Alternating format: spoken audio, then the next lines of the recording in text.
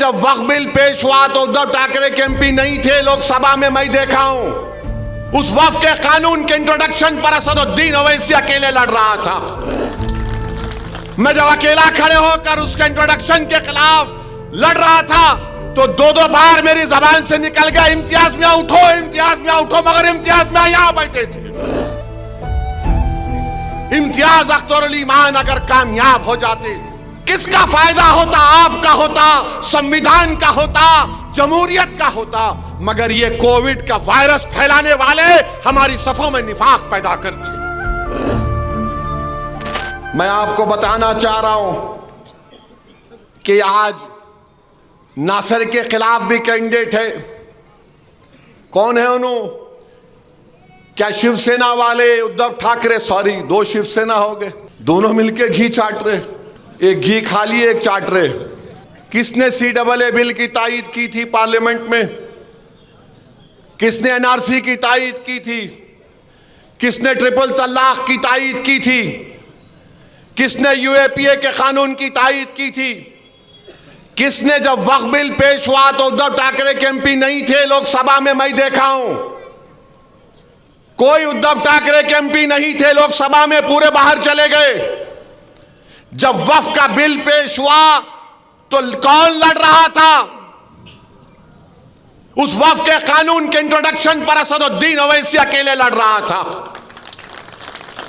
और मैं आपको आज दिल की बात बता रहा हूं, मुझे माफ कर देना औरंगाबाद के गयूर लोगों, मैं जब अकेला खड़े होकर उसके इंट्रोडक्शन के खिलाफ लड़ रहा था तो दो बार मेरी जबान से निकल गया, इम्तियाज मियां उठो, इम्तियाज मियां उठो, मगर इम्तियाज मियां यहां बैठे थे। मेरे भाई, ये वक्फ का कानून मस्जिदों को छीन लेगा अगर यह कानून बनता है। यह कानून बनता है तो दरगाहों को छीन लेगा, ईदगाह की जमीन को छीन लेगा, कब्रिस्तानों को छीन लेगा। इतना गंदा बिल बनाया गया। बताओ, अगर तुम्हारी आवाज होती भारत की पार्लियामेंट में, इम्तियाज अख्तर अली मान अगर कामयाब हो जाते, किसका फायदा होता? आपका होता, संविधान का होता, जमहूरियत का होता। मगर ये कोविड का वायरस फैलाने वाले हमारी सफों में निफाक पैदा कर दिए।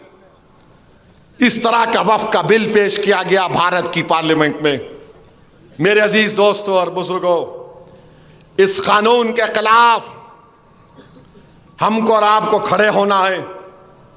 और मुझे यकीन है कि अगर ये बिल हुकूमत नरेंद्र मोदी लेकर आएगी तो एक बात तो यकीन के साथ कहूंगा मैं, जो एहतजाज CAA में हुआ उससे डबल एहतजाज पूरे भारत में होगा। सुन लो नरेंद्र मोदी, इंशाअल्लाह ताला।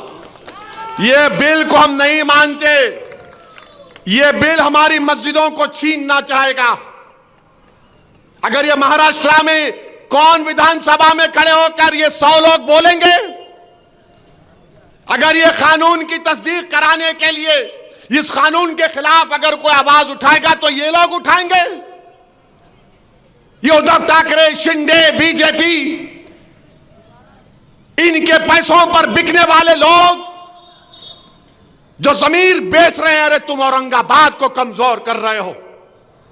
कौन उसके खिलाफ महाराष्ट्र की विधानसभा में आवाज उठाएगा? नासिर सिद्दीकी खड़ा हो जाएगा, इम्तियाज जलील खड़ा हो जाएगा, फारूक शाह खड़ा हो जाएगा, मुफ्ती इस्माइल खड़े हो जाएंगे, वारिस पठान खड़ा हो जाएगा, फैयाज खड़ा हो जाएगा।